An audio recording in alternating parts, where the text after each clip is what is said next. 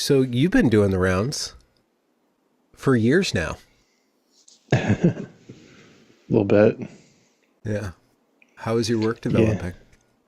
Good. I just drove to New York yesterday to talk to the trigonometry guys. That was Yeah. fun. What'd you guys cover? It's about 45 minutes. This is the first time we've spoken, so they went through the backstory pretty extensively and got into the book a little bit, but more just like the landscape that we're seeing, the tactics being used. They didn't really, because it's not coming out for 2 weeks, so they didn't want to tie it too much into current events, Hmm. which is Which kind of current good. events? I don't know. Yeah. Yeah. Any of them. What's your relation to the current thing as a content creator? I have no idea, honestly. I don't know Yeah. if it's time will tell. It's difficult for me because I need to know. I would have to see the actual intelligence to know the level of the threat. And I Hmm. mean, I can make guesses, but yeah. Well, What about you? the level of threat, foreign or domestic? Are we talking? Are we, if we're talking about Iran? Yeah. I guess that would be Yeah. the current thing, right? Yeah. But yeah, there's this thing called discourse. And I guess I get it virtually, uh, mitigated by the algorithm, and also internally driven by my hungers, my curiosities, my interests. But I try to see things as a landscape of individuals. Um, that's the level of resolution I try to focus on. It's like, okay, this person is connected to these people and talking about this thing from this perspective. And so any given tactics that they use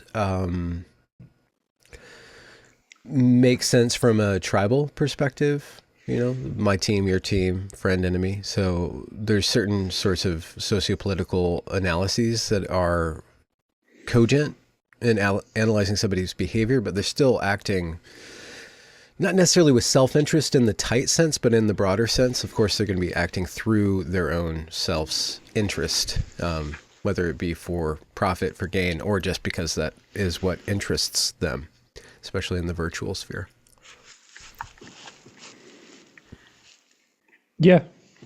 I mean, the tribal is still self-interest. I think that's what you're saying. I think it comes from that evolutionary.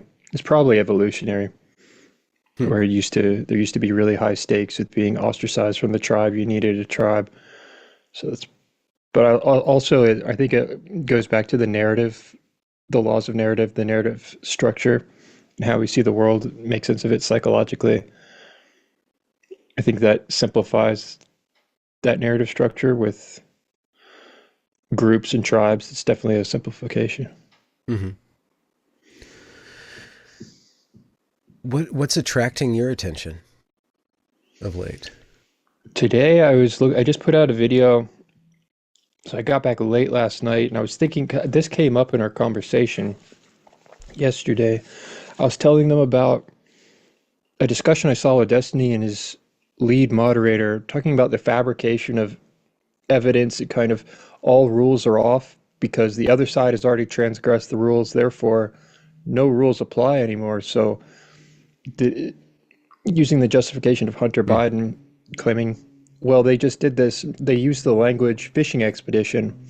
We're going to engage in fishing expeditions and we can fabricate evidence. Everything's just up for grabs, it seems.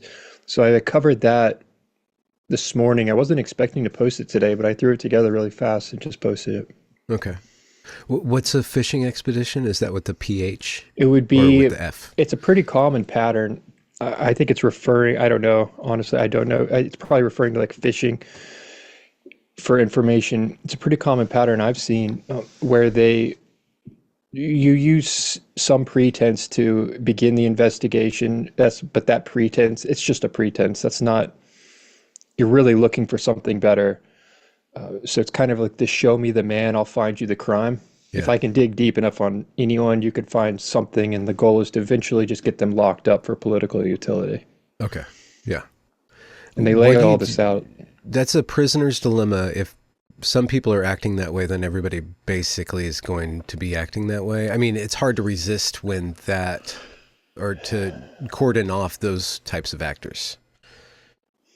Potentially, but I think the best defense to it is the audience, and hopefully, I do think that if enough people see that, if you can expose that, Okay, the pattern. yeah, then people they will correct their own, they'll adjust accordingly because it just looks so bad.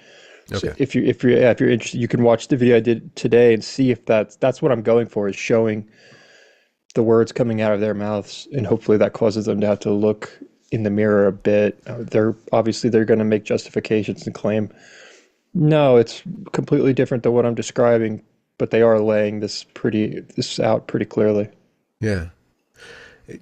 So you've spoken with Destiny. Have you done many other debates with people? I guess you probably do on occasion. Or Um, is that I kind would of a like to, yeah, on factor? occasion I do. It depends on who is willing to. Hmm. So I've been doing them every Friday with this guy Brian Shapiro, who has a radio station, but it's pretty Okay. small, because he strongly disagrees, and he's willing to just keep coming back time after time, and he's been debating a bunch of people, Andrew Wilson, and making the rounds with them, but he's kind of just this punching bag because it's so Hmm. predictable that the audience is like, dude, you just keep getting beat up, but you keep coming back. And I do admire that in him. Yeah. And it is fun because it's probably a little selfish for me because it is fun because it is so predictable. You never feel like it's not like being up against a Destiny Okay. who, who I disagree with, but is much more intelligent in this game, this Okay. specific game. Yeah. What is the game from your perspective? Well, it's a verbal chess game. It's Okay. Yeah. Yeah, I mean, you have someone who's trying to trap and win in the eyes of the audience. There's always going to be a winner in the eyes of the audience. You're really trying to get that ideal outcome. But my theory is that in certain circumstances, all these things are nuanced and more complicated. But largely, sometimes if I don't try and win, it's actually more likely to lead to that outcome that the audience views as a victory, even if it's not like you trounced him. Hmm. That Hmm. doesn't Yeah. always mean, sometimes it's just survival. I just need to survive this interaction unscathed. Yeah. And that's real. Like that happens where it's just like, this person claims I'm wrong about all this stuff. I'm going to give them the chance to show me. Yeah. I'm not trying to destroy them. I'm not taking a strong position. I'm just giving them the opportunity, and I'm just absorbing the incoming blows to see if anything lands. And all you have to do in those games is make it through without a blow really landing. And if you can just walk away from it, that can be a victory Hmm. in the Hmm. eyes of the audience, because it's like, well, he gave him a shot to, like, he called Warren out and Warren talked to him, gave him a shot, and he failed to do anything with it. To suss it out. What So you don't, yeah. What is it like when something lands? And I guess there's like the internal landing, and then how it We've all looks. seen it, in these back and forth. It's the ones that turn into clips. It's Yeah. getting cornered, it's making a mistake. And that also doesn't necessarily mean you lost, but you're trying to obviously you want to avoid embarrassment in Saving life. face. Yeah. Yeah, we all understand that. It's not, I don't think it has to do anything with your intellectual integrity, not wanting to make a fool of yourself. Yeah. Yeah. Yeah. That potential's always there, man. Like, In the yeah. aggregate, things shake out into teams. Destiny's on one team, Andrew Wilson's on another team, broadly speaking, and there'll be internal conflict within the different teams. But when they come together, the teams kind of form. Do you have a sense of not your team, but like where your ideology is or what it is in Yeah, relationship yeah. to all these different conversations? Like what do you Yeah, it's believe? challenging. It's challenging when friendships, or not, maybe not friendships, but you talk to someone Hmm. on a call like this one time, and maybe you message each other. So there's this sense of you don't want to call them out, even if you see maybe a debate where it's like, wow, okay, well, that guy got him there. Yeah. I think that goes back to that, like the biological tribe, Yeah. perhaps. But The realistic limitations of what it is to be a social animal. yeah, it's just loyalty probably has something to do with that. So there's that sense of Hmm. when you're choosing what to talk about, some of them just aren't that interesting. Yeah.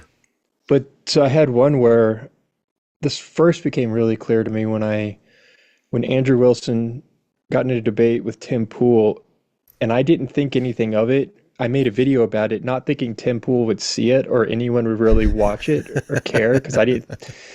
And it was just because it was just epistemology. I was like, no one's going to really find this that interesting.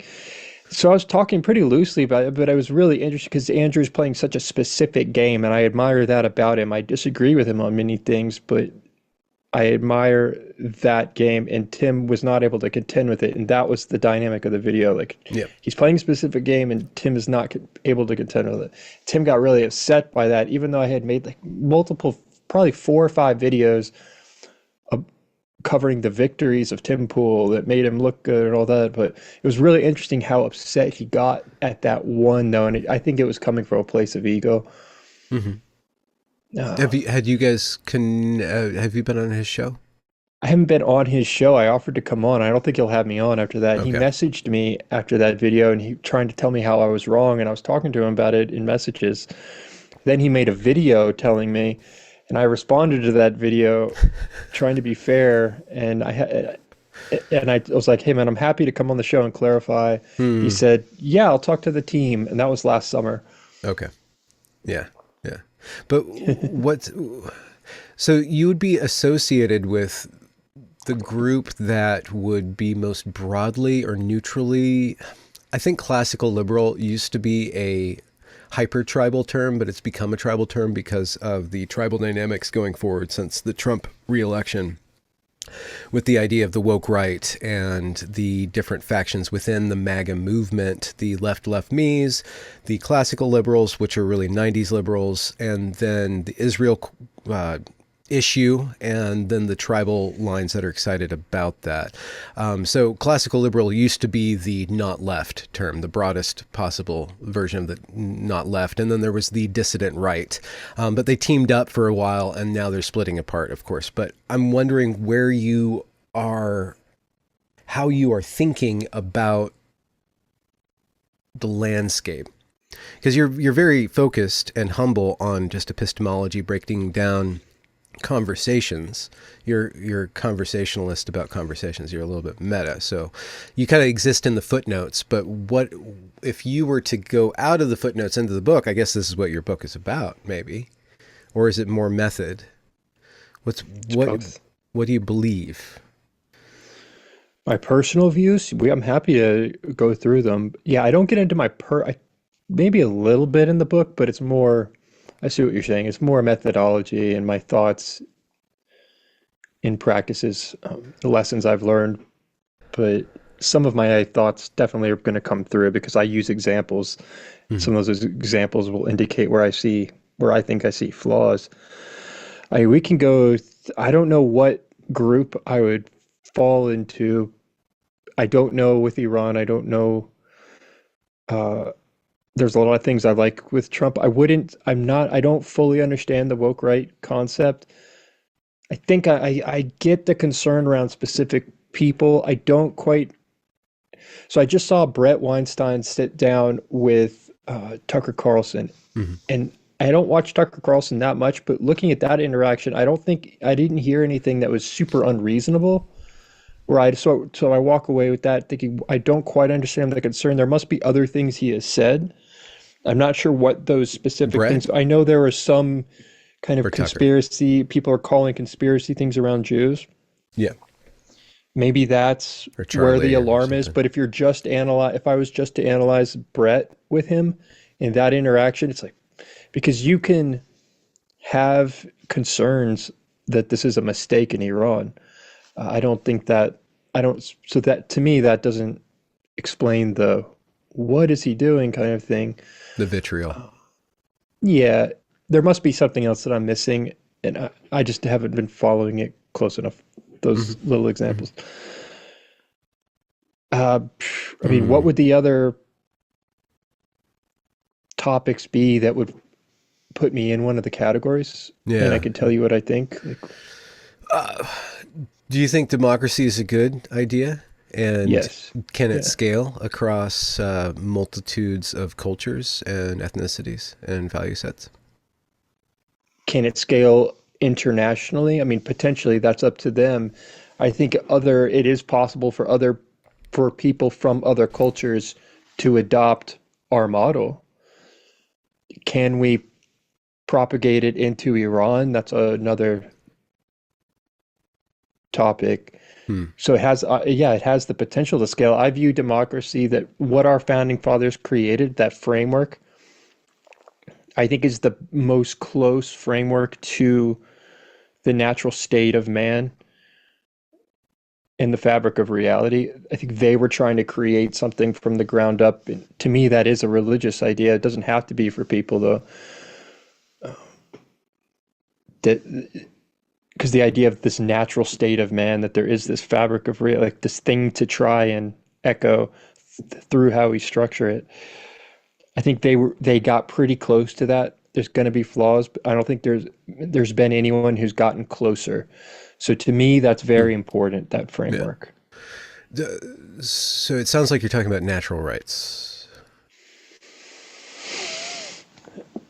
That there is That's an a, interesting. We can go and look. We could do that conversation. if you attempt to I do. have an Well, there. objective view on what is best for human beings, the government of the United States in its original conception is pretty close to hewing towards Given the life, language they liberty, use and when they say pursuit. yes, life, liberty, and the pursuit of happiness, these are self-evident, meaning we do not have to. It's essentially an appeal to God. So my Hmm. response could be, I ground my foundation for rights and ethics all still. It's going to come down to the fabric of reality and God.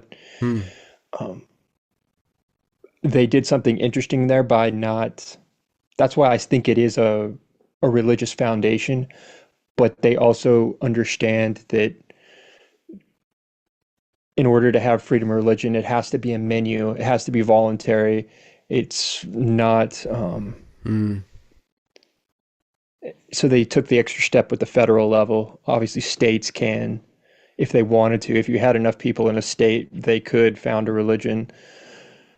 But I do think that is fundamentally a religious idea, still what the founding fathers were Hmm. creating. I think many of them would say the same thing, but there was that utility aspect to it where they needed to win people. They needed to have people that were skeptical about joining from the other states, feeling like we're going to have the freedom to structure our own religions in our own states how we want. Yeah. They understood the political utility of trying to limit that. From the federal level, but of course, the Yeah. federal level ends up imposing its own morality and dictates on the states by forcing them to Yes. be At a that, yeah, at that, religious.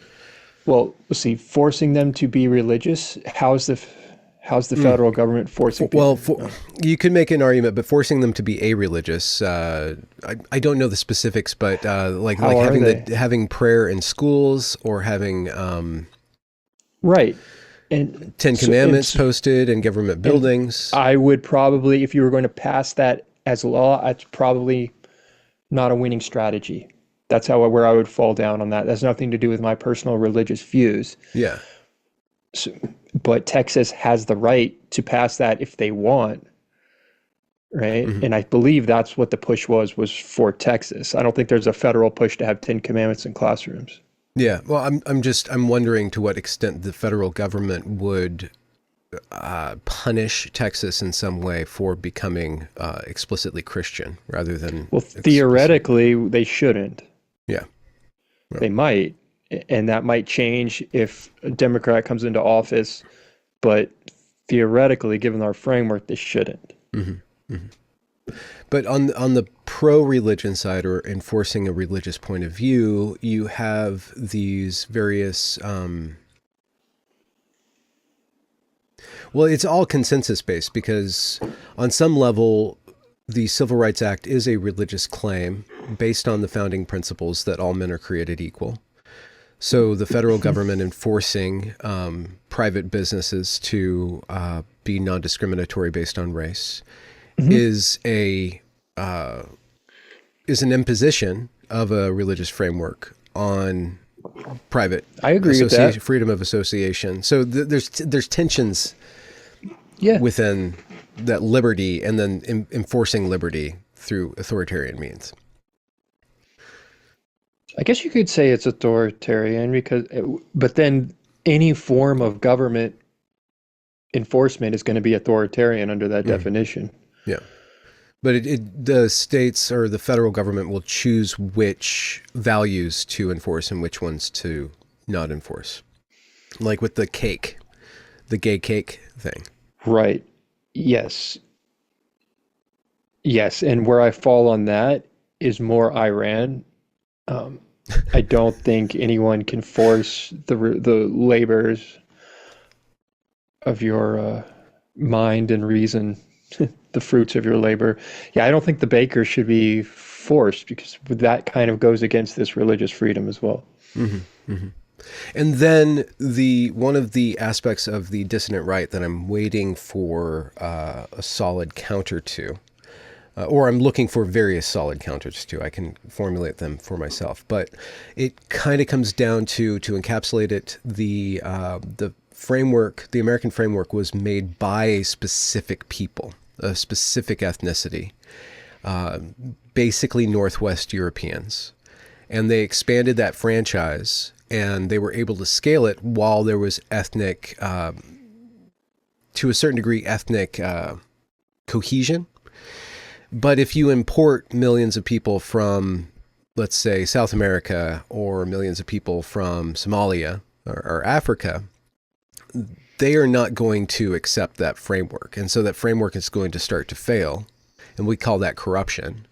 But it doesn't seem that those natural rights extend or are being believed in and then affected by every given people. So this multiculturalism kind of erodes the foundation of liberty. It has the capacity to, but there was a presupposition there that there was ethnic cohesion when the United States was founded, and yet, I mean, what would constitute ethnic cohesion? Were they all the same race? No. Were they all the same nationality? No. We had already people. Mm-hmm. So it kind of goes back to the beginning of the conversation, right? I think this framework has the potential to work with people. It depends on them. Yeah. Do they want to buy into it? And I can't tell you, well, this country won't work. Perhaps we could apply that to certain ideologies, right? And I think that's where the concern around some of the Muslim ideologies comes in, because there are some real clashes there. If you are part of your religion is a belief in the death of the West, it's like, well, yeah, that's incompatible to the West. Mm-hmm. The case of Britain's interesting because it's smaller and it's more compact or concentrated. And if you look at the way that Britain is failing to serve its own people, it's via a adoption of an American point of view of multiculturalism, and then the American regime post-World War II of economic zones. Some people call it derogatorily globo homo, or turning everything into an airport where ethnicity is basically reduced, or ethnic diversity is basically reduced to a subtle caste system and then food courts where everything is just exchanged and there's different flavors, but everybody's basically all the same. But if you see what's happening in Britain, they are intentionally and openly suppressing the heritage Englishmen while allowing for Sharia law. There are courts within the liberal framework in Britain that have their own Sharia law. And then the punishment against let's say the child rape gangs is distributed and hidden and covered over. And so there's this ethnic tension in Britain that we can't really claim as Americans as our own, because we are so diverse, our land is so big, and we've been able to, over time, incorporate more and more groups, first going through different European groups and then expanding broader and broader. But it doesn't seem like those natural law, common law, British solidarity, British nationalism is being served by this multiculturalist, progressive post-World War II regime, basically. And so the question is, to what extent is an American? What's the process of, what is the American identity? And this is where the dissident right and the classical liberals clash, because the dissident right is more prone to saying there are different ethnicities, and these different ethnicities have different values and different capabilities. And the framework of America is built by and for people who can adopt this, or who have been modeled by generations of, socioeconomic, cultural, and biological necessities to adopt more liberal frameworks, more egalitarian, more universalist. You see this in the way that white people in America, sorry if I'm using a bad term, white people, but native Northwest Europeans are one of the only groups who have in-group dispreference and out-group preference. We're exogamous, and other groups are much more, every other group, Asians put themselves highest, Black people put themselves highest, Hispanics put themselves highest, but the whites, of European extraction, put themselves beneath every other group. And so that can only last, that's really good when that exogamous group is in power, because it allows for the richness of diversity, and it empowers people to come in and make a life of their own. But once they slip in the majority, then those other groups, those other tribalist tendencies are going to rise up and then take the power away from them, and then the system's going to fail. So the dissident right is saying, I don't know, everybody's a little bit different in how strong they land on the ethnic question, but they still bring up the ethnic question. It's studyable, it's documentable, and it's the one thing that in the liberal framework you're not allowed to publish scientific papers on. You'll be run out of the academy.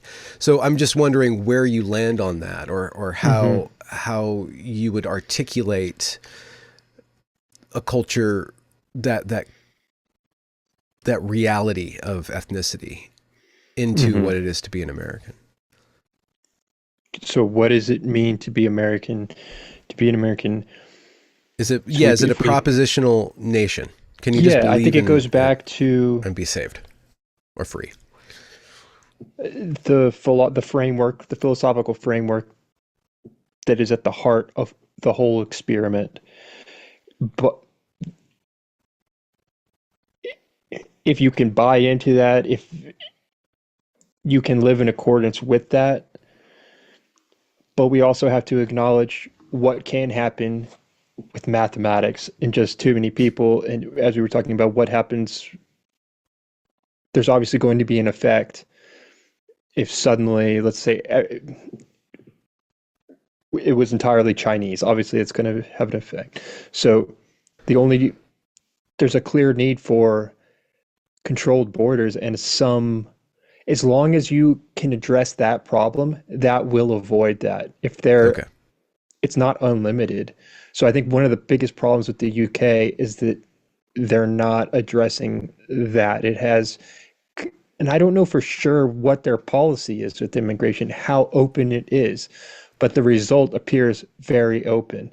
But as long as that is being done responsibly, in the way we think it should be done, that we've always thought it should be done, that would be the defense mechanism that would prevent that, as far as I can see. So that negates that problem. Now we have everyone here that has gone through that process. Now I apply my dislike for identity politics and claim, so therefore it's not about immutable characteristics, your identity, but that philosophical idea we just talked about, living in accordance with that. And so now the legal process. Now that's what makes you an American. Hmm. So But that's how I was. there was a quote I thought was pretty striking that it was an analysis of Anglo personality, the Anglo ethnic personality, where we put very high stock in oaths. Whereas the Somalian will come in and do all the oaths, will say all the oaths, but doesn't have the same relationship to the oath that the Anglo does. And so they'll go through all the process of being on paperwork in American, but in actual fact, it's a charade, it's a game, and tribe wins. There was a clip going around Yeah. a few weeks ago about the O.J. Simpson trial, where one of the jurors said, "Of course, this was payback for Rodney King." So the system, the jury system, which they were supposed to act completely objectively and in this bubble, was not being acted by the people in the system because they put tribe over oath or over justice, right? Tribal justice is more important Right. than objective That's going to justice. exist in everyone. That the Yeah. capacity for that is going to exist in everyone. If you were able to point to an example of that where it manifests in some way that is crossing that our legal framework, well, that's your response. You have a legal response. But if it's existing within that framework, I mean, I'm not sure how to identify it because we're talking about mind reading essentially. What do they really care about? All you can judge is what are they living in accordance with, and if they if they're living within those objective parameters.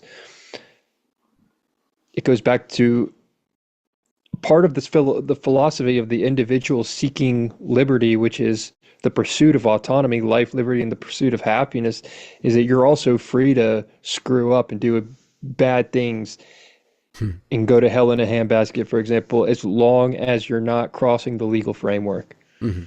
Right? You could drink beer all day or whatever. You're free to do that. So I'm not. That's probably. I'm not quite sure how to contend with that beyond that. Well, you said you have a dislike of identity politics. Why? Because of what I first encountered, like with graduate school, where suddenly my skin color was being used to dictate my value and my ability to speak in a classroom. People using their immutable characteristics and group identity to claim victimhood in a larger narrative that actually gave them the ability to push for different grades and attendance policies in classes. It can be abused. That doesn't mean I don't care about my identity, but if we're talking where the rubber meets the road at the level of policy, that's where it goes awry very quickly, and that's where we obviously you're going to see it on the right too, but we were seeing it from the left big time, and it was becoming mainstream and institutionalized. It was becoming systemic. There's all this talk of systemic racism. The only example of systemic racism I can find is things like DEI and the push for equity. So that's I don't like identity politics. I'm sure there's going to be a flaw. And I was just thinking about this the other day, like, Warren, but like identity, you care about identity. So, I mean, you can take, anytime we're using language like this, you can take it. Yeah. There's going to be holes in it, I'm sure. Yeah. Yeah. What is your identity? Are you an influencer? Is that your identity? I don't think of myself that way. No. No. I think of myself as a guy, I used to be a teacher. I make YouTube videos and I talk about, I'm pursuing full autonomy. That's what I love about what I do is I have full autonomy. It's just me. Beyond like sponsors now and then where, I have to do a video this week for them. But then no one influences anything I say at all. I really like that. I'm a guy with a camera saying what I think and pursuing what interests me, and I really enjoy it. It's working fine. That's how I would describe my identity on that front professionally. Like on my tax return, it's content creator. but I've never thought of myself as an influencer. Hmm. There's other aspects to my identity, but that's how I would address the professional portion. Why did you decide to go through the process of writing a gosh darn book? Well, I got approached to write it shortly after the whole viral video. I was still a teacher, so I had less than 50,000 subscribers, so it wasn't financially viable. It seemed like an interesting opportunity. I'm inclined when something like that comes along, I'm inclined to try. I've learned from experience that many people look at it and their thought is, I have no business doing this, or this is going to be very difficult and daunting. There's a high risk of failure. Hmm. It's not worth the risk, or I'm not prepared and I need to wait for perfection. I see this a lot in movie making and screenwriting. Mm.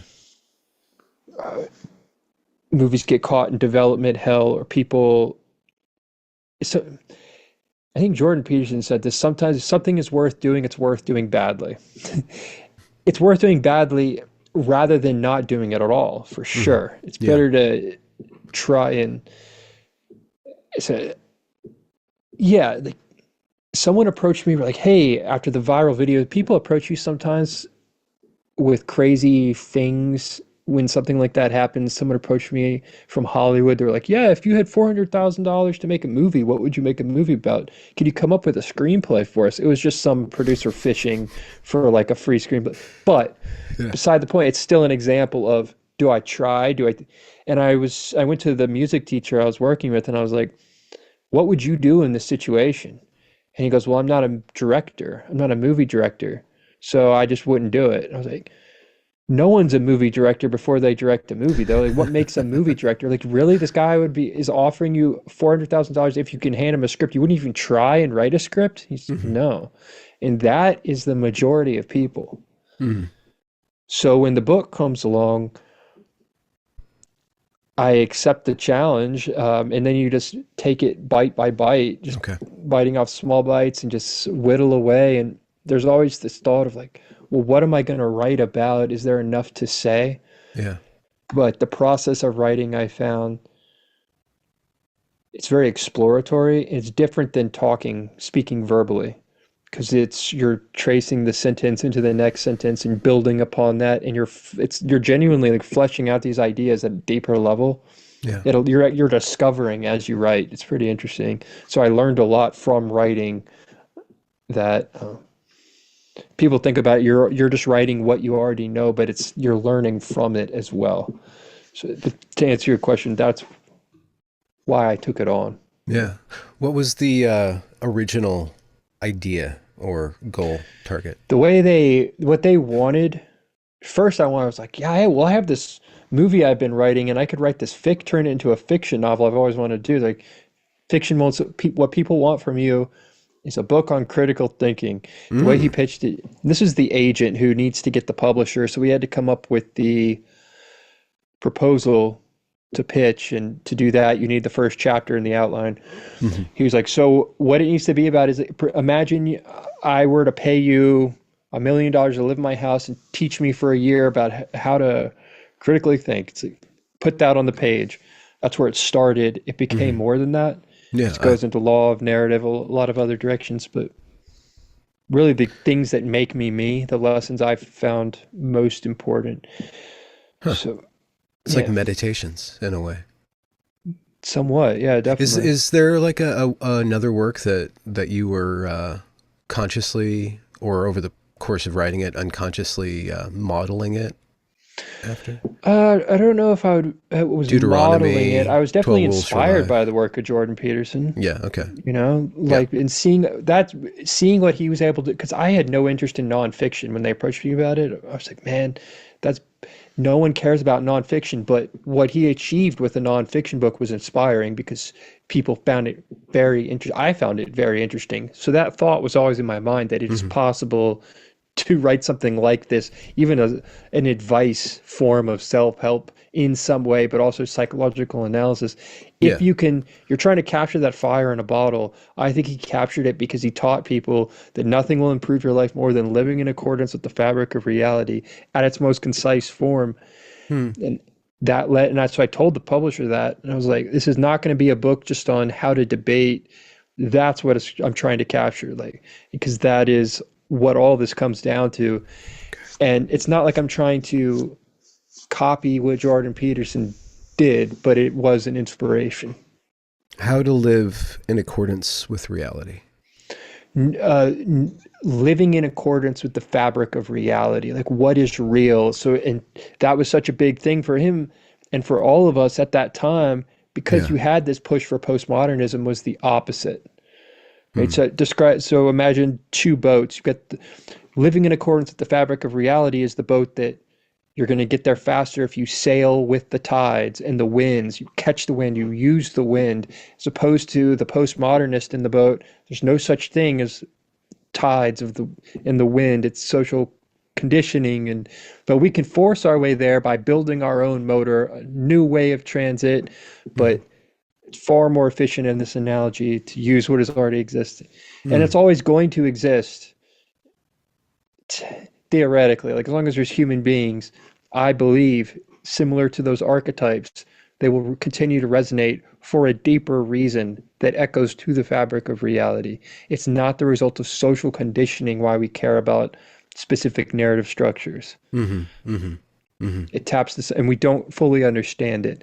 I was really fascinated by the fact that when you were listening to him and reading his stuff, you were hearing things your thought was, I already know this, but I hadn't heard it articulated perhaps in so long. I had forgotten it, but it was like already there, but it was captivating at the same time.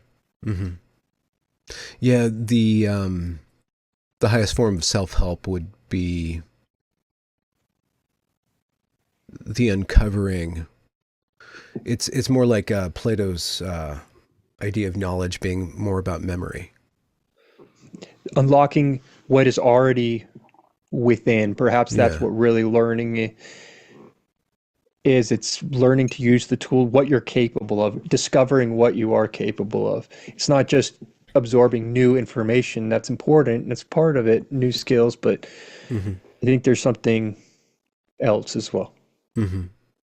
So why did you end up writing about narrative structure? Interesting. So yeah, because I spent literally 9 years in college studying essentially just that, whether it's movie producing, screenwriting. I majored in movie producing with a minor in screenwriting in undergrad. Graduate school, different labels, but essentially it's the same thing. That's 9 years right there. And then that's not including time in the industry or working as a videographer, which is similar. You're doing narrative structure still, but you're into what is narrative structure.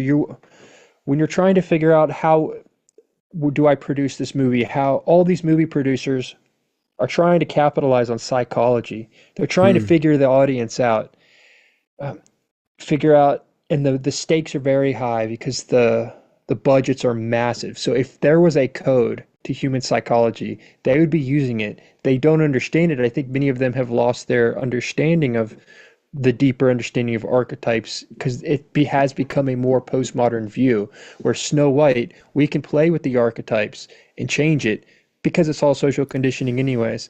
Yeah. And then the movie They always fails, change it they in the lose same money. direction, though. And it's a very uninspiring direction, but it's self-serving. So the people who are making it feel good. But it doesn't so resonate. that's right. It doesn't resonate. Yeah. Right. So why would it resonate? Yeah. That's the interplay with human psychology through narrative. On some level,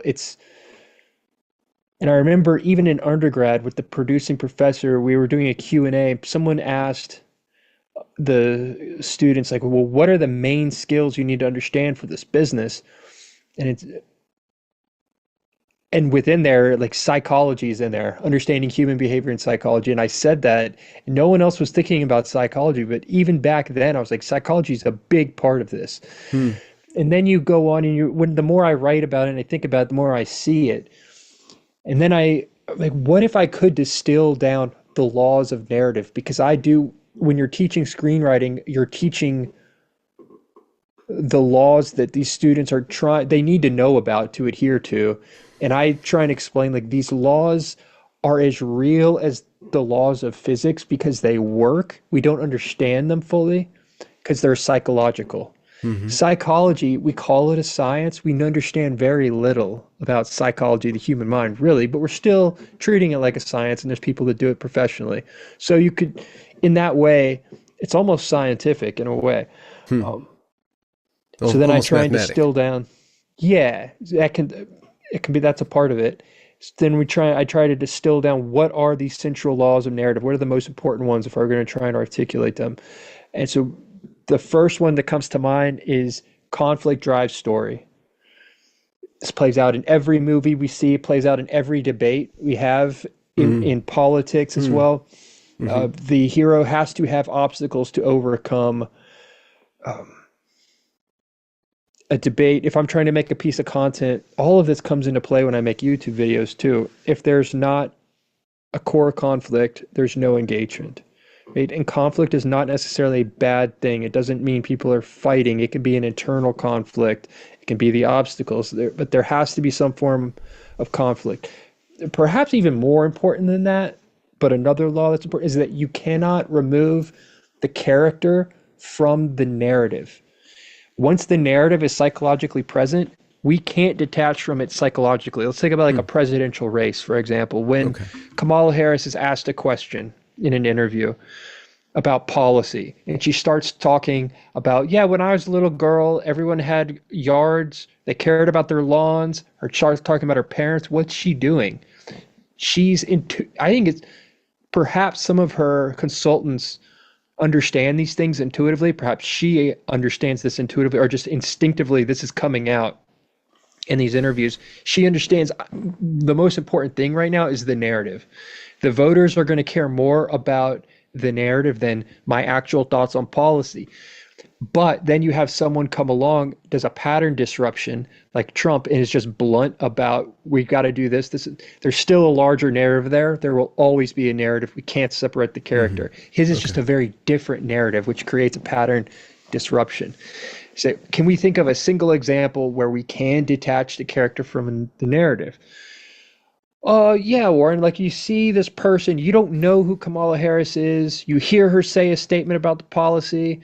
So it's you're detaching the character. There's no narrative present, okay? But the moment that only works when there is no narrative present. What you're presenting to me is the idea that there's no narrative there. Okay, then it can be detached. But the moment there is a narrative, the moment I know who Kamala Harris is, there's a larger narrative. Mm-hmm. Trump, I can't psychologically ever get that. And we're always going to view these things through the lens of narrative Mm-hmm. psychologically. Well, now, at this point in the conversation, you've used the word narrative, and we haven't really defined it. I guess we're getting there. But what is it? That's a good question. It's an I should arc. There's a beginning, a middle, and an end. There's a that character, a that could group of be characters. because that is the core, but I'm going to be using the term in that definition. That is the core structure, beginning and middle of it. But that's a good question. I Yeah. should be able to define that. I was one of my favorite fiction writers, Neil Stevenson.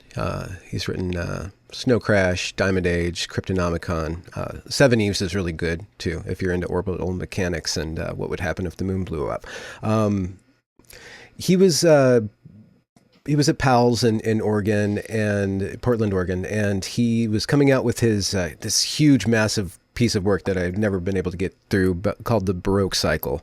And attached to the Baroque Cycle, he had been working with some people, some geeks, to make a encyclopedia because it's a historical fiction.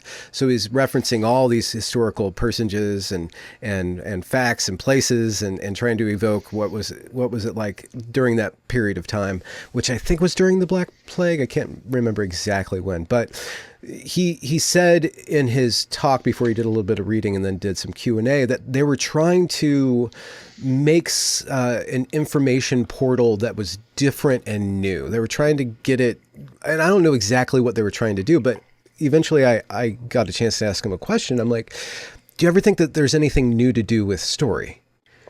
Like, you're trying to do something new with information. Is there anything new to do with story? And he snapped at me, got a little angry in his eye, got a little fiery at me. He's like, no, there's no such thing as a new narrative. Every narrative is a beginning, a middle, and an end, period. And he turned out to be right. I was writing a book that was highly experimental, and it blew up because there was no beginning, middle, and end. It went into chaos. But I felt slighted because I'm like, isn't there something, my creative juices as a postmodernist, creatively, not philosophically, but creatively, where you have a bunch of narratives where one narrative isn't king, but there's an outside and an inside of a narrative, and there's other narratives. There's different interpretations of narratives. I have an idea. Right. That's interesting because so let's think about a way to disprove the three-act structure, because that could be an adequate definition. The problem is I can't think about how to define it other than three-act without using the word story. I would say it's a story about a person, place, or thing. Let's apply an example. So this watch. If you can get me to buy this watch, but it's going to be through the narrative. Does this watch have a beginning, a middle, and an end? So here, for example, when I see this watch for the first time without a narrative, there's no narrative present, it looks good. It's well designed, cool, but it's a watch. That's not going to be enough to get me to spend the amount of money like a Tudor watch would cost. And this is what someone like Don Draper and Mad Men did every day. As an advertiser. He's trying to sell the story to sell the thing. And they all understood, that's how we sell it. To get me to buy the watch, what actually would get me to buy the watch is inevitably going to come back to narrative. The story of Tudor, how they worked with Navy SEALs, also listening to other people on YouTube, watch enthusiasts talk about their passion for this specific design. That is so powerful. It literally got me to buy this watch. And I can be objective enough to recognize that. And I love this watch, but I can't detach the narrative from it. And I can also recognize I love that because of all the components surrounding. If all of that was removed, I wouldn't buy it. Like, I wouldn't care about it. It would look nice. It's fine. It's a watch, but it would just be a watch. Yeah. Now, is there a beginning, a middle, and an end present in that narrative around the watch? Well, there's this thing called meaning that could only be articulated because we are creatures that have developed in time. We understand birth, life, and death. So we frame everything according to beginning, middle, and end. And so when we feel meaning towards things, it's because even if meaning's like a resonance, where you can remember all these different stories and attach to the watch, right? The only way you're going to be able to articulate it is to lay it out in that pattern. And then the fun thing about certain aspects of postmodern storytelling or experimental storytelling, if you're allergic to the concept of postmodernism within art, not within politics, the experimental fictions that, like Memento, there's still a beginning, a middle, and end, but Nolan cuts it up. So you have these tensions. So the story itself becomes a character, or the character themselves is split up into these two people, and then it comes back around, and there's that satisfying conclusion. Nolan does so much. I find him an inspiration. I was thinking about this yesterday when I was driving home too. Narrative is the most powerful tool for the magician and illusionist beyond their actual skill set of sleight of hand. They have to use narrative, each good magician. Nolan realized that, oh my goodness, every magic trick has the exact same narrative structure as every movie. Well, what if we take that and we treat the movie like a magic trick? We make a movie around this, because they share the same structure, we can make a movie a magic trick, and we can make it about magicians doing magic. And that's what he did with The Prestige. The Prestige, yeah. And the opening scene is laying out the three-act structure of, it has different terms for it. Then The Prestige is Act 3. The reveal, and there's all the laws of narrative are built within that, and they're describing them. And so that's a really good example of it. Yeah. So what's the beginning, middle, and end, or what's the structure of your book? I guess, well, there's two questions. What's the structure of writing the book, or how did the book end up being structured? So first it was like, okay, we need the methodology. And they want cute things like an acronym, and I rejected that. So I was like, okay, that's going to be the kata. In martial arts, you get in a street fight, you don't have time to think. It's like a debate or a verbal engagement, a chess game, like a real verbal chess game. You don't have time to, okay, step 1, 2, 3, 4. But a kata where you're in the dojo, that's training your muscle memory. You are learning each move, memorizing them like a dance for that reason, and then trains your muscle memory subconsciously, and it Yeah. works. So I studied karate when I was a kid. Karate's kind of nonsensical, but I remember that concept of the kata. That's the method which is embedded kind of in Act 2 of the book. Act 1, we have Peter Boghossian just wrote the introduction or the preface, whatever you would call that portion. Introduction, then what is critical thinking? I'd have to go back and look at. Then we move into the laws of narrative. Hold on, let's slow down.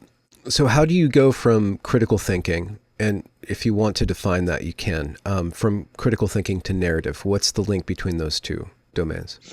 So when I was talking to the publisher, they had this same question because we had gone through the proposal. Okay, we're sitting down for the meeting. And I was trying to explain to them the importance, how I want to delve into the laws of narrative. They're like, wait a minute, but you're trying to teach people how to think critically, but you're also saying that everyone views the world through stories. Aren't you trying to teach them the opposite, how to think for themselves? And I'm saying I'm not making a value judgment on that psychological reality that of narrative structure. You need to be aware of it in order to be able, in a way, to escape it when necessary. Or like when I look at the watch, I can recognize the role of narrative in my own thought process to understand. And it can help avoid manipulation. Or but, when we started this conversation, you were talking about, let's say, being in a debate, and you kept on appealing to the audience. So you had an understanding when you're in the middle of this tense situation, somebody's trying to corner you, which would cut you off from a higher level of analysis or freedom, actually, that they're gonna corner you, and then you're gonna have that moment where you go, and then everybody's like, aha, you didn't open the pickle jar, or whatever. Right. But your way, and Brett Weinstein spoke about this too when I was interviewing him for my Evergreen documentary. Like, how did he know how to survive the situation when everybody was going crazy? He said, they're controlling the story here, but they're not controlling all of universe. So you just pull in other people. Right. So if you're thinking about the audience, how would you think about the audience other than they're watching a story? Right. And so then the that question story is becomes, how you tie your consciousness to a broader consciousness. and the real question becomes, how do I act like an actor in a movie? But I'm not but how do I behave? So Brett was trying to get out of the situation that he was in. I'm trying to deal and navigate the game I'm in. For example, with the school, where you have a genuine opponent there's definite conflict. How do I navigate this? I'm also appealing to narrative then. And you're in debate, your demeanor. Crowder asked me the other day, can that be taught? This demeanor that has utility, which is the largest frame, the frame in which everything's occurring. It's going to lead to all nonverbal communication, your tenor, your tone of voice, nonverbal communication, body language, all of that. And narrative is the thing that teaches us that narrative is the vehicle which allows us to understand that. And so when you're watching a show like Peaky Blinders, I'm thinking about, like, what would I do? And Tommy Shelby's, we're always constantly learning, even from fictional characters, because in that moment, it's not fictional to us. We know it's an actor, but when you're engrossed, when you're really absorbed in a movie, you're learning from it, and it's real to you in that moment. And I think a lot of this is happening subconsciously. So even if I pull back, what would Churchill do? There's a lot of things that have impacted me. They're all going to come down to narrative in some way. So even if I'm not thinking about it in that point, that in a way, those narratives also are giving me strength to take this thing on. Like, I often think about, like, Darkest Hour, that movie with Churchill. It's inspirational. So that's just the demeanor portion of it. That's just one example of where narrative comes into it. It's the best way. And people say, like, can you learn? How do I develop my demeanor? It's going to be learning from looking at people who are acting out what you want to be, which is going to be stories, or whether it's looking at Jordan Peterson, someone like that. It's you're absorbing lessons, still watching them act it out. And then if you end up being a fan of Jordan Peterson, you have a story about him. If you end up being a critic of Jordan Peterson at some time, it's because the narrative around him has changed, or his narrative that you're telling about him. There's always a narrative, though. Yeah. So remember, we can't detach. Tucker Carlson. When Tucker Carlson says something, someone else could say the exact same thing, but it's going to have a completely different effect because Tucker Carlson is saying it. Yeah. And there's this remarkable, let's take movie actors, for example, or celebrity. There's this threshold of, I call it perceived value. I started thinking about this early on with YouTube. So imagine this would be a really interesting experiment to conduct. You had people act like paparazzi. It's basically a flash mob. They're all actors. They're pretending to be a crowd. And they're all like taking photos and crowding around a person to look at them. And you're walking down the street in New York. What are the odds you are going to stand there in the crowd, stop what you are doing because you don't want to miss it? You perceive value because psychologically you see the crowd behaving in a way. That is a very powerful thing. There are a lot of, this happens to all of us every day. On X, this person has a lot of followers. This video is getting higher engagement. That completely changes how we perceive the content of the video. That's why it's so important on YouTube when you see the view count. That's intentional. They understand that. And so when you're a YouTuber, you're trying to like fight that. You're like, man, people are going to perceive this video, what I'm saying, it has like 100 views. No one's going to even stop to watch it. So you're trying to get there. We can also recognize there is an eventual threshold where you have become famous for the sake of being famous. That phenomena is so strong. People are going to listen to you because they psychologically feel there's you're enough celestial. value. You're a celebrity. You're very high in the sky. You're a star. You're an influence. Influence actually meant like the fluid of light, like pouring from someone into something else.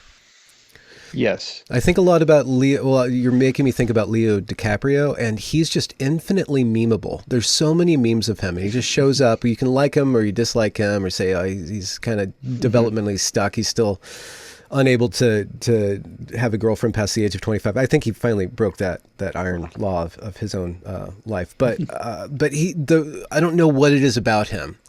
Like there's just pictures of him all over the place. He's very useful. We use him to express ourselves, our feelings a lot. And even though he's always Leo, he's not somebody like Gary Oldman or Alec Guinness who just completely change. Right. Let's examine that for a minute, because there's something unique about actors.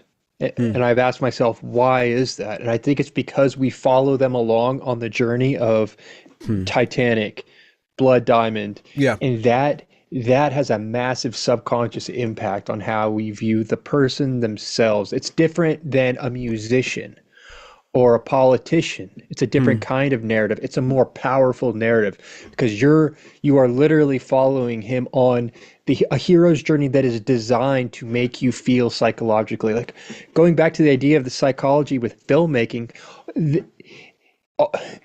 it is the business of emotion. What you're trying to do with the movie is create an emotional response more than anything. And so that's why that's why I say it taught me so much about psychology. You're literally trying to understand could we turn this into a science to where we can replicate it again and again, because there's a lot of money at stake. But no one can.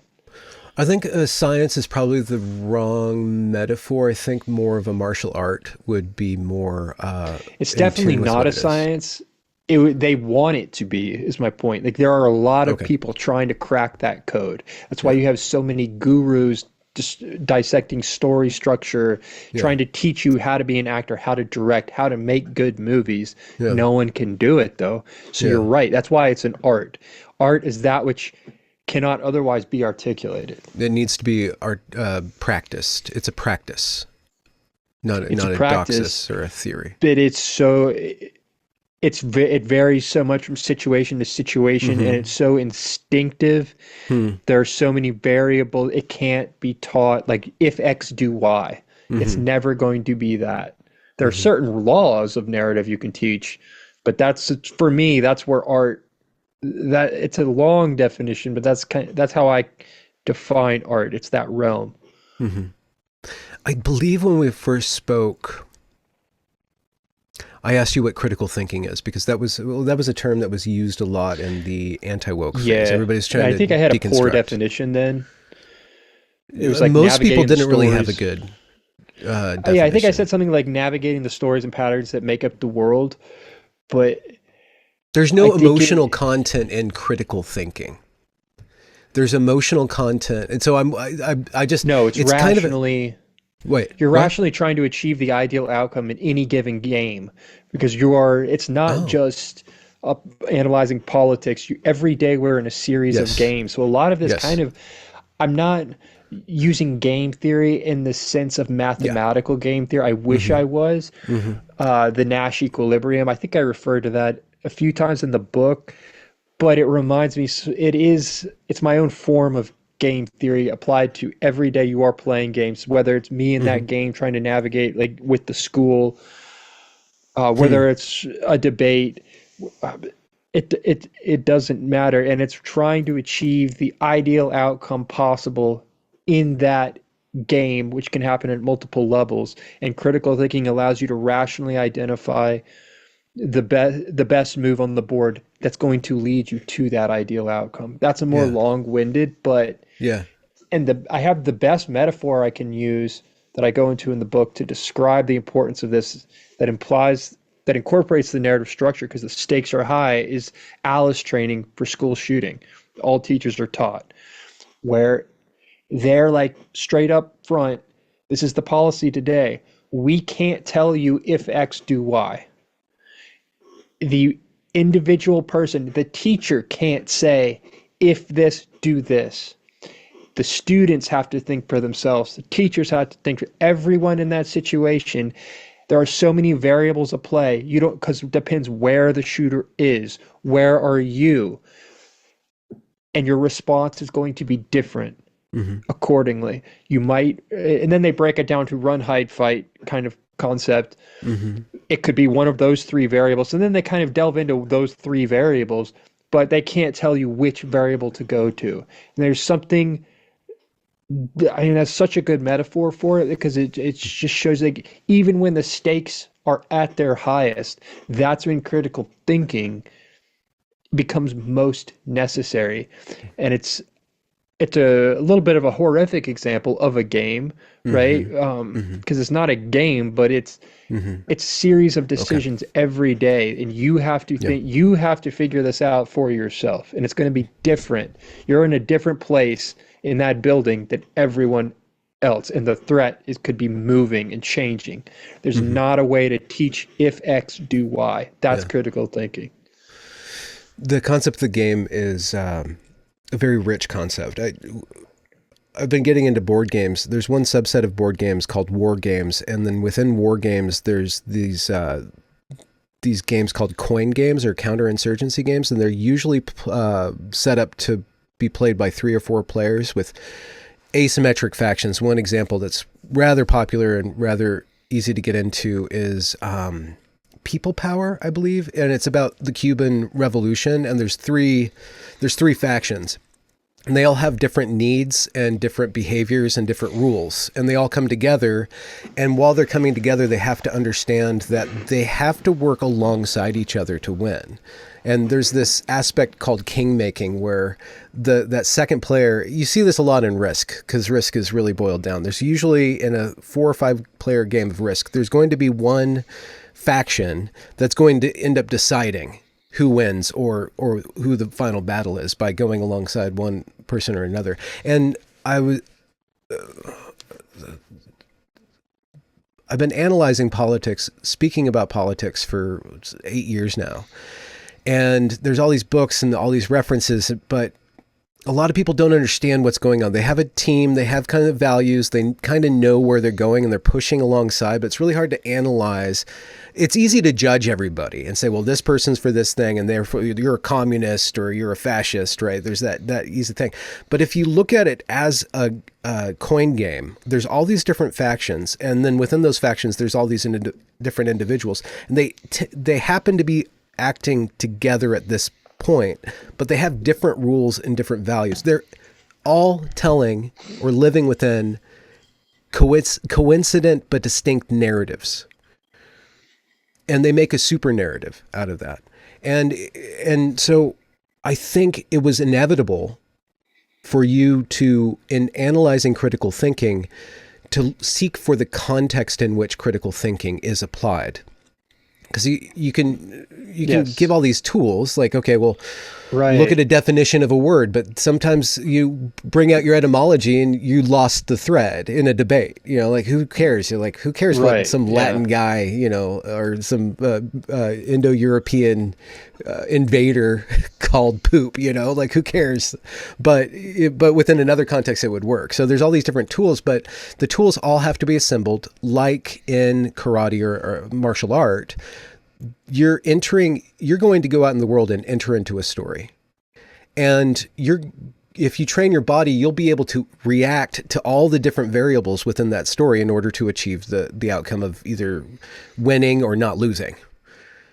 And it's really funny. One thing, I have a certain number of television series that I watch over and over again. For some reason, Mad Men's one of them. I watch it every couple of years and I go over it. And whenever I'm watching a movie again, I always get to a point where my mind's like, don't make that decision, as if it's alive, as if the narrative's alive, because I'm applying my life to it. I'm turning it into a game from something that's just a product. My brain interacts like, what if Paul Atreides did something else? But he never did anything else. But he could have. And my brain can't detach from the possibility space within the story, even though it's set. And a board game, really good board games, allow you to tell stories together. And it's like, okay, we're making a movie together. We're entering into a magic circle that's shared. There's a special magic with board games. They're in person, they're live, you learn the rules, and then things go. And then there's a plot arc, and then there's an end. And the board game designers kind of understand the human psychology. And there's different board games that speak to different types and tastes of personal. There's some dice chucker where there's a lot of luck and a lot of story. And then there's these European games, which are war puzzles, multiplayer solitaire they're called, where you're kind of you're trying to make the best thing possible within the limitations. And then you check, you compare at the end, right? But you're all living within a story. And so I think that the superstructure, your insight that it would have to be about narrative is essential to understanding. I think it's essential to understanding politics too. You can't really understand what's going on in the world without understanding story. And you can't adequately judge someone and escape from saying us, them, or good, bad, evil, good. You can't really put yourself in the mind of another person without using the framework. And this is what Daryl Cooper says a lot, and why I really lost a lot of respect for people who went after him in the wake of his Tucker conversation, because they obviously didn't understand his psychology. And one of his foundational understandings of history is that if you were Saddam Hussein's son and were watching torture from age 3, you would be a completely different person. If you can't understand that, you can't understand what's going on in the world until you can put yourself in their place. You're only acting within your story if you can't see the other perspective. And in a fight, and this is why social justice ideology went so critical, they cut you off from that. They say black people are stepping out of their houses and they're getting mowed down by the cops. We have to act now. There's no time for debate. Every word that we're using that isn't in service of saving them is killing them.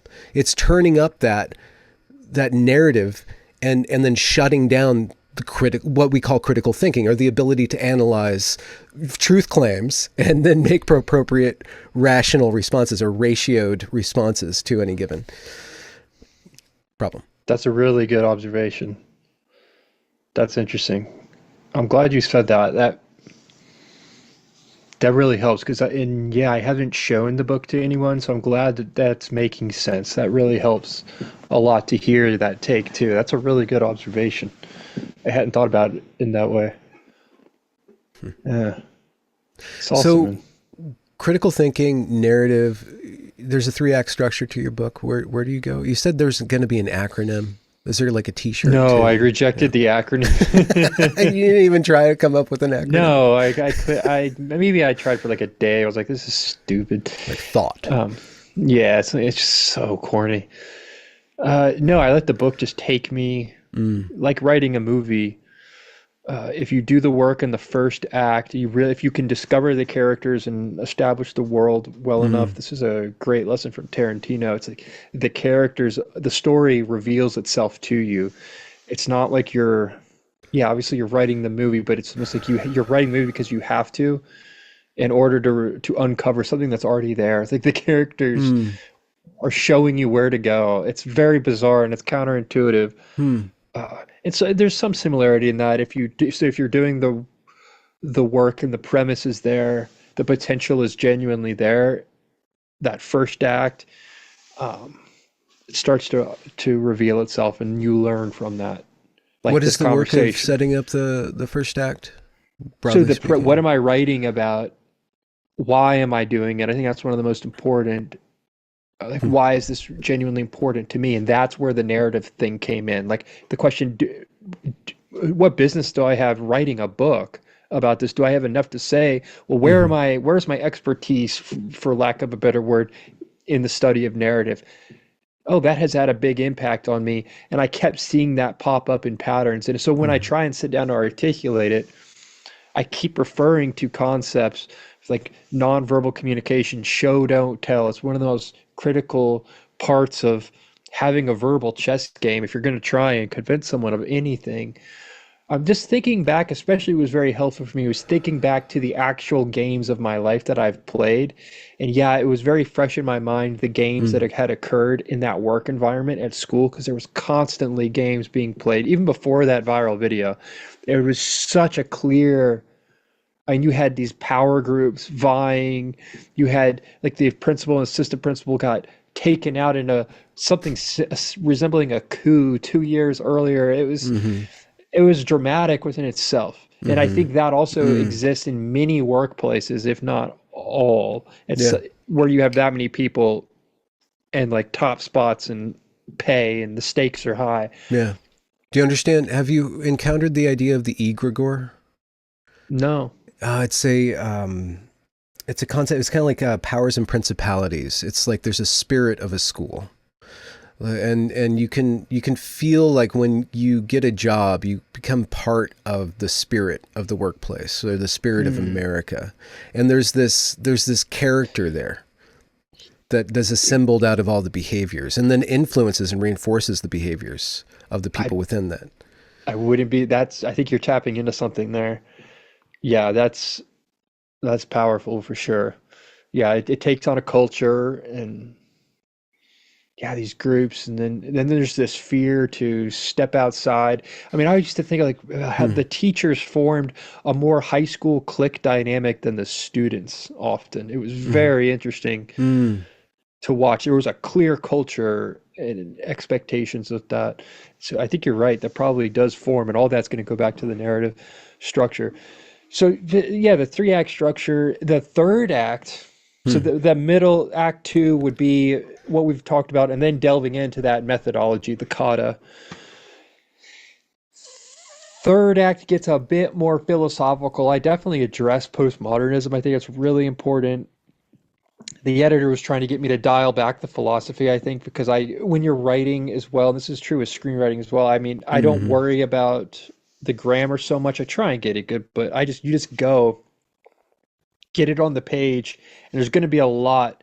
I had a teacher, a screenwriting teacher, my first one. He told me it's better to go too far on that draft. Like you think it's going to be corny, just go there and just pull back later. That way it's on the page. And that definitely was happening. Like, so then they rein it in. A lot gets cut out. Act three is that more philosophical. The one of the last chapters, second to last, is where logic ends. And it's a pretty short book too. I like it ended up being about 200 pages, so but What's the there's word also count? this concept, huh? Word count, if you know. Oh, I don't remember 40? off the top of my head. Okay. I'd have to look. And also I am doing, the editor has done the polish. I'm now going over the polishes. Like Hmm. I have to look at and then they do another thing, and then, but it Yeah. comes out in August. So there is Mm. the potential the word count could change. I've literally been kind of going through, and so I don't remember the word count off the top. I should have the approximate. Um, shoot, I forgot That's what I fine. was I saying think there. short books are better right Oh, now. right. Yeah. So, and that's one of the themes that is so important to me. You might have noticed that speaking to me is brevity. Usually, well, maybe I'm being long-winded now, but or being understated or concise. Yeah. Like if I can get the job done, Yeah. 5 words, I'm not going to use 10. One sentence, don't use two, because every sentence beyond what is necessary is actually opening you up for your opponent. Assuming there is an opponent, which there Yeah. often is, even if you don't Yeah. know it. And I Yeah. went back to movie pitching lesson I had in undergrad. This was one of the core concepts. When you're in the room pitching your movie and you have achieved that ideal outcome, which is getting the green light or the go ahead. They've bought into the idea. You've sold the narrative. Get out. You've accomplished your ideal outcome. As soon as you've achieved your ideal outcome, pull out of the game. Like you're done. You've got it. Mm.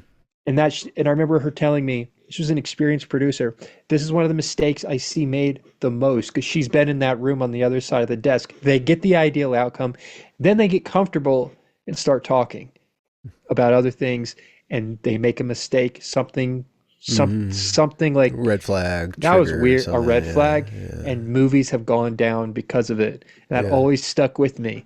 So soon as I get that ideal outcome, if I'm talking to Nick Fuentes, whoever it is, like I'm out, and it's Yeah. not gonna, you're not gonna know I'm out, but I know that, okay, I've achieved that ideal outcome and we're gonna start getting out. Yeah. So Fuentes is a brevity, character. Yeah. yeah, with so the book is concise as well.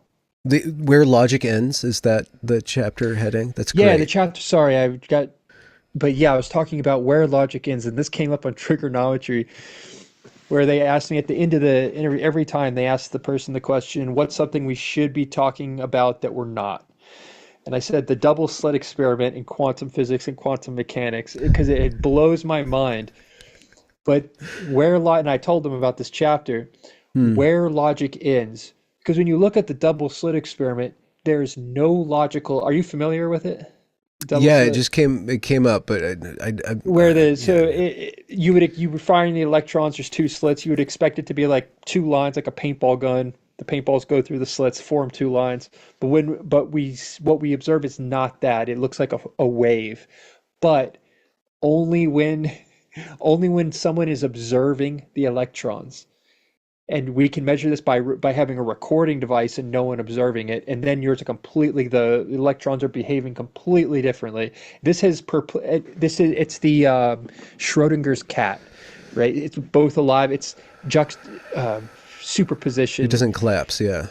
No one can explain it. And if you could provide a logical explanation, you'd win a prize, right? It would be Hmm. massive breakthrough. And it is one of, so I was trying to tell them, like, that's what your listeners go take 10 minutes, watch a YouTube video on this. And I think it goes to something very deep about the very Yeah. nature of the fabric of reality.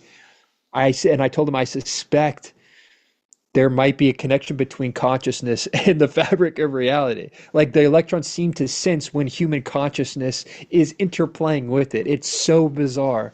And Hmm. so it's that's a door, but the fact that we cannot even we know science, the mathematics have proven that the nature of reality goes beyond what can be logically explained. So it's really, and there's all these questions that I What do you contemplate mean go that beyond what's logically we can't, explained? well, in that example, we can't logically explain how the electrons know they're being observed by a human conscious. Yeah. Like Okay. that shouldn't be possible. Yeah. So there are things that can occur that should not be possible. Yeah. And people, deja vu, we don't, there's all these phenomena Well, you'll experience. I just want to drill it down into that because we behave that way. I act completely different when I'm not observed. Why would reality That's one not? of the themes in the book too. Yeah. Behave as though the audience is always watching. We were talking about like with that Yes. concept of the audience. Yes. We were talking about the demeanor, and I used the analogy of when I was in college, and I was like, I found this book called The Game on pickup artists were this thing. They had just exploded on the scene. I was like 19. Oh, there are psychological patterns that can be used to talk to women and all this, and the patterns actually are continuous. You mean this stuff is predictable? That's actually a profound idea. If you take out the stupidity of trying to pick up women, there's a profound idea that is pretty interesting about human psychology. That always stuck with me, right? Wait, why is picking up women stupid? Maybe, I mean, you're right. Yeah, it's not, but the idea of like, it gets corny. There's this entire jargon set. They created yes. their own little like mini science, but it was Yes. so nerdy and fun. It was cool. But yeah, there's obviously, it's kind of like foolish, all that. But attention. But what I realized is the most important thing is like you can use all those techniques, and many of them there are psychological patterns. But if you trick your way in to getting the woman, and now you're on the date or whatnot, she's gonna figure out who you actually are, and who you actually are is determined by what you do when no one is watching, right? What is God if not the concept? All religions have this concept of live as though the audience is always watching. That's what God is, the thing that is always watching. And so that it transforms that alone, and we don't always do it. You're going to slip and do things, but if you can strive to live as though the audience is watching, that can help you in those decisions. And that goes back to like, how do I'm crumpled after getting fired. How do I get out of it? What do I do? Well, what if the audience was watching? What would Thomas Shelby? Then that's when narrative comes in, and now the audience is watching. Right. So anyway, I kind of went off on a tangent there, but no, that just reminded me of that. I host tangents. All I offer here are tangents. I don't do debate. I guess I like how when we first started the conversation, you're really calm. You start from a place of calm, almost like unassailable calm, almost uninteresting. I struggle with that. I think that I've been noticing that pattern because I don't see it in myself because of how subjectivity works, but I can see it in the body language. I noticed it yesterday with Konstantin and Francis. I think I come across as like a bit of a prick in a way because I come across as I don't know how it looks, but I think you're right in what you're observing there, and I think a part of that is going back to this theory of games. In these games, the opponents are looking at each other very closely to figure out what kind of game are we playing. And when you're meeting, you go into a debate. Like when I sat down with Nick Fuentes, whoever it is, you're both of you, especially the people that know what they're doing, that have experience, they're watching you very closely to figure out who am I dealing with here, because I know who this is, but I don't know what their plans are for this interaction. So that might be subconscious. I don't think that was the case with you. I've spoken to you before, but at some level, I think subconsciously it's always going to be there. But that was an interesting observation. I don't think it's a prick move. I know pricks. I've can look like it's like resting bitch face. Recently, I interviewed a guy who was so detached, and it took a lot of work to get him to open up. I'm like, this is kind of a prick. Like you're showing up just to shut me down, or like you're not even reading me. So okay, like I have to figure around, and like, you know, my job as an interviewer is to open the person up. Some people come in hot, and 40 minutes in, they're like, when does the interview begin? I'm like, what are you talking about? Like, why do you think we're here? But who is Nick Fuentes? What's your read on him? You know who Nick Fuentes is? No, not who is Nick Fuentes, but you've interacted with him now. What's your read on him? From my interaction, I spoke to him for about an hour and a half. I'm gonna be honest. I'm gonna be honest about it. I I knew it was high stakes. yeah. It was going to be a high stakes game. I knew what my ideal outcome was. This is one of those examples where it is Hmm. come out unscathed. This guy, like, Okay. massive audience. Um, I don't think trying to, and I never trying to just win and destroy usually, unless now and then there's a time for Hmm. holding ground a bit more. Um, but it's almost never I'm going to destroy. Almost never, right? In this case, it was not that. Yeah. You know you couldn't win it. That was my critique when everybody was going after him in the wake of the Tucker Carlson interview. So Tucker is playing a game, Yeah, and Nick's playing a game, and they played a game, and then with Piers Morgan, Nick played a different game. So he's yes, very good at he's very good at it. And Pierce was playing the game that most people would play in that scenario, and I already knew that game would fail. And I tried to tell Pierce this in the wake of that. I went on his show and I was like, dude, like that was the message I was trying to articulate to him. It's a failing game because Nick will make logical points. The problem is you don't know if there are the more extreme things that he's not reveal. Is he playing more of a character? Is he toning it down? Because he came across reasonable in my conversation with him. Mm. Like he He changed adjusted his to mind. the Is room. he adjusting potentially, and on some level, yes, he is adjusting. And I challenged him on the things that were most important to me. Like, and I was just upfront with him. I was like, I don't agree on these things, but it wasn't like, Hmm. You're like wrong. It's like I it don't wasn't like agree. what Pierce did. It was Yes. tell me about it because I don't see a way to go forward if we address it in the way you're proposing. This is where I see it Okay. going wrong. Yeah. Like, can you explain it to me? Yeah. That's different. You That's were working different. alongside. That's why I was telling him you can't go after Nick Fuentes. He's hard boiled. You can go alongside him and direct him.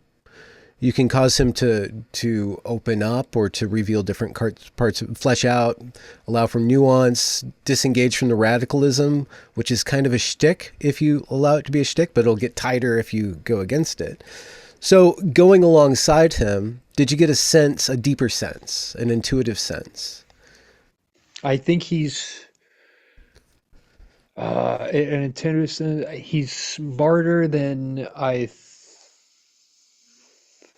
knew he was smart. I think he has the capacity, man, to be pretty damn reasonable.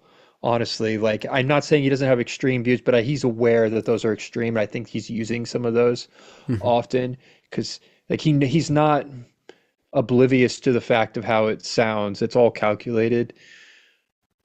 With So the he audience knows in what, mind.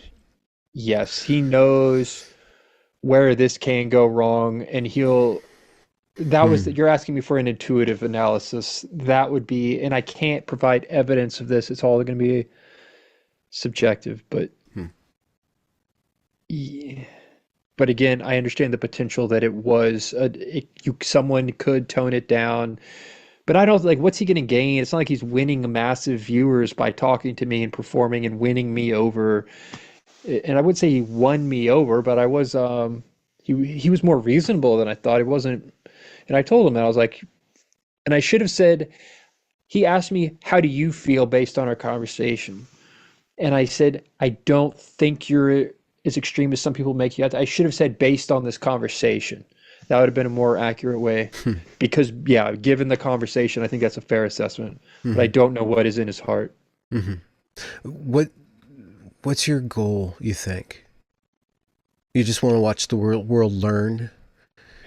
My goal or his goal? No, your goal in your My work goal?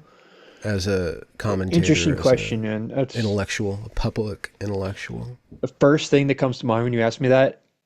Provide for my family. Like I want Yeah. to be successful in that sense, keep it sustainable. That's my priority every day. That's why I'm like, I have to make a video because I don't want to lose the algorithm because it's got to keep working and this could vanish at any time. That's Yeah. always there. There are Yeah. times where I do wish I could just ride off into the sunset and be like, it's been a good run, but then that vanishes. Like and it is fruitful and it's the most successful thing I've done. Hmm. So that's not an option, but So that if you that bring would up be value great. for you, provide for your family, that means you're you're offering some sort of value. There's a lot of way to Financial extract value. Yeah, there's a lot of way to extract value Right. out of the Right. I'm talking talkosphere. financially. Yeah. Yeah. But you could do that by clickbait. You could do that by positioning yourself for Yep. book deals or institutional support. Maybe go down, teach in Austin or something like that. But in aggregate, you are creating something of value. So your values are going to be shaped by the value that you're offering and extracting, right? So I'm being very obtuse, I think. Fine, you want to make a living to do it more, but what are you doing? Like, are you an educator? No, I don't. So people say, "Yo, you're still an educator." I'm making content. The Well, same yeah. way when I was a content creator, when I was writing and making movies Mhm. or studying, that was all.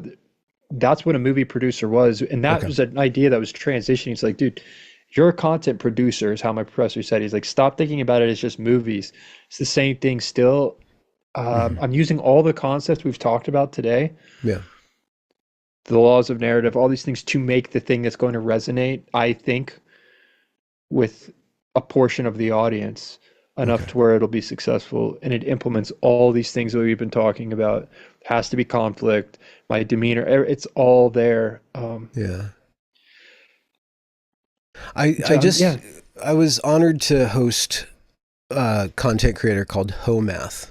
You probably likely heard him. He started by taking Mm, TikTok videos of women complaining about men and then going through and analyzing and pulling apart the female and male psychology, and then he's gone on to more psychological, spiritual analyses.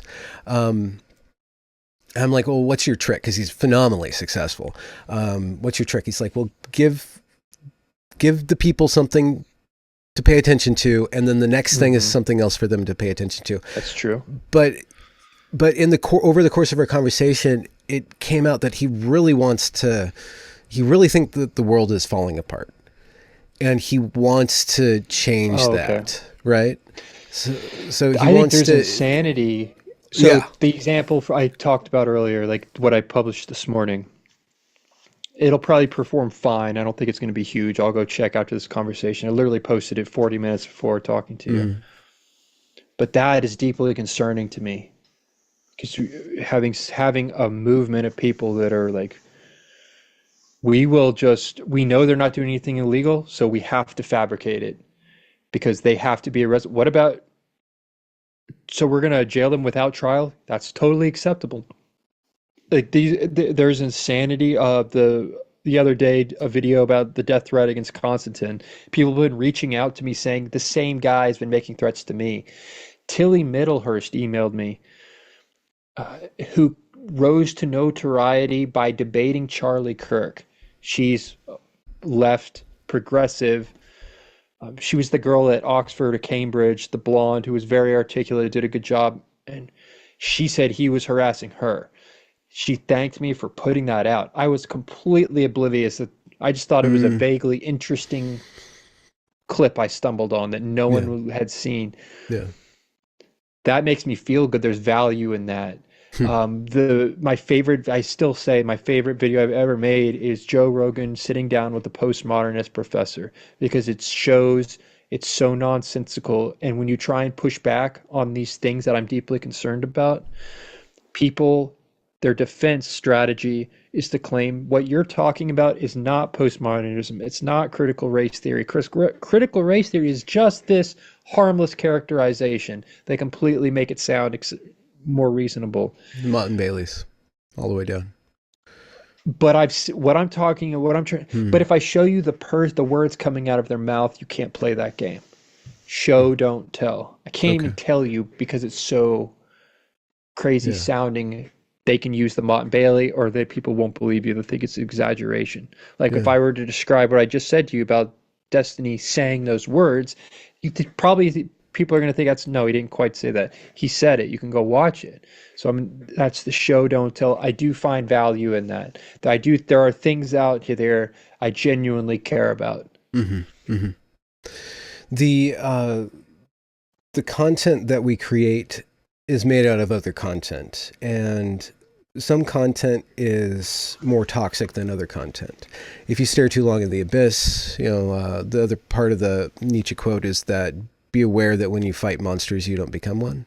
And Yeah. I see that a lot in the aggregate attitude and tenor of somebody who's a content creator. If they become more and more worried, more and more histrionic, more and more depressed, they're probably interacting with content that's toxic in some way or not healthy, but they're interacting with it incorrectly if it's affecting them on that level. If they're losing their soul, so to speak, if they're losing their joy, perhaps, or their calm or their centeredness. And you see that a lot. And attention, just like you brought up with the crowd, and just like the crowd on the street in your hypothetical, or like those beams of light, we are shaped by our seeing and by being seen. And the critical thinking, or that awareness of that kind of like that monkey branch you do from critical thinking to narrative. Like, well, how do I look in the rafters? Like if I'm trying to analyze the situation, I have to be outside of the situation. And Homath did that. He had this whole spiral dynamics thing where the higher you get in consciousness, the more removed and detached you are. And I'm like, well, yeah, you can only remove and detach yourself before you start leaving parts of yourself behind. And then you're not taking care of yourself because you're in these other forms of consciousness and stuff. So it doesn't seem like you're interacting in the wrong, or in an unhealthy way with content. But there are things that you find concerning, because you're looking for conflict yourself, because you understand the nature of how the algorithm works, how attention works. Like, I need to find something salacious and pick it apart. And then I inject reasonableness. I think maybe this is more or less accurate about what you do. You take something that's unreasonable in one way or another, and you insert reason into it. So the unreasonable thing, the train wreck, is what people are interested in. And then the forensic analysis shows the who, what, when, where, why, and how of the thing. And so that's what you're doing. It seems like that is what you do. That's fair. And you're not being explicit, but you're not being slippery. I keep on trying to get you to say what you believe in, but you keep on breaking it down to like one thing or another. You're always critically thinking by saying, well, I think this one thing about this one thing and this one thing about this other thing. It doesn't seem like you have a meta theory of a meta ideology, a superstructure. Beyond what I feel like truth, justice, and the American way. No, if we're going to talk on that level, the pursuit of autonomy, the individual's pursuit of autonomy, life, that's what life, liberty, and the pursuit of happiness comes down to me. I believe in the philosophy of our founding fathers. And I think it was the greatest experiment, that we've ever seen. I believe in that. Yeah. An experiment needs to have, it's not an experiment until it's analyzed, right? Interesting. I don't know. And if it's failing, if it's breaking apart, then I still think it's the best. I don't see a better alternative. No one's ever, I'm sure there's improvements we could make, but like Churchill said, democracy is the worst form of government except for all the others. What would the alternative be? Yeah. For different people, different things. I don't think it's a universal ideology, and I think there's there's reasonably scientific evidence for Northwestern Europeans to be more universalist, egalitarian, and exogamous than other cultures, and so they're going to create something that best suits them. Whereas something like Islam, harder forms of Islam spread and work because they serve the parameters of the societies that it spread within. But you're describing adjustments that can be made within that framework, but it's still the framework that I'm talking about. Yeah. So your book's not coming out till August, so this is an odd time to plug it. But what's it called? Oh, it's called A Mind of Your Own. Sounds lonely. Or maybe cozy. I like it. Yeah. Mind of your own. Developing a mind of your own, that kind of thing. Yeah. But yeah, no, the publishers, they've been getting on me to start talking about it because I think they want Yeah. to get pre-sales up so that they can secure it in more bookstores and things like Yeah. that. Yeah. So they've been hounding me to start actually talking about it. So a link is live, and I'll link it in the description if so. Yeah, I can send Okay. you the link if you Yeah. want. Yeah. And what's coming up next for you? I guess trigonometry interviews dropping in a while. It seems like you do a Yeah, lot of about two pickup weeks. games. Do you have an? I guess the book is your overarching work. Do you have like a series you're doing or thematic Not beyond that. That's the big arc? project right now. And then Yeah. I'm just doing the video, keeping the videos up. In between those, I'm just pretty spread pretty thin between just Yeah. the Yeah. videos, man. Yeah. Is there a method that you're aware of what causes you to pick one topic and not another? And is there a theme It's growing in that? well, the theme is there needs conflict drives story. There's always needs to be an interesting dynamic shifts. Ideally, personalities that already have an interesting narrative can't separate the character from the narrative, Hmm. and I understand that. But it's largely what interests me, so it's Hmm. intuitive as Hmm. well. One aspect of narrative science or art is the evolution of story that took in the wake of the Protestant Reformation, where the idea of the novel became salient. Where one example of the earliest novel, and the novel is a very hard thing to describe, but it's William Defoe's Robinson Crusoe. Is that by Defoe? Hmm. Um, and I think so. I it's don't know. one man. It's usually it's just like The Martian. The Martian is basically just Robinson Crusoe on Mars, but there is prior fictions were either epics or picaresques, where there's just this big cycle that kept on going and going. The character never changes; they just keep on interacting with different phenomena. With the epic, everybody is like with the Homeric epic, everybody's kind of really close to an archetype. There's the gods, and then there's the heroes. They really hew very closely to the archetype, and they manifest that archetype through the course of the story. Something different about the novel or modernity is this idea of the plot arc, this idea of development. A character develops. I'm wondering, so that's my ultimate question. We can leave it at that. If you have a sense of your development, your plot arc, going from when we first spoke, when you first intruded into the internet's attention sphere by talking about J.K. Rowling and arguing for that, do you have a sense of like this arc that you're going through? An arc kind of sounds like you're going to go downhill after a certain point, and I don't mean it that way, but there is this sense of development, of change, of phase shift. No, it's a good question. I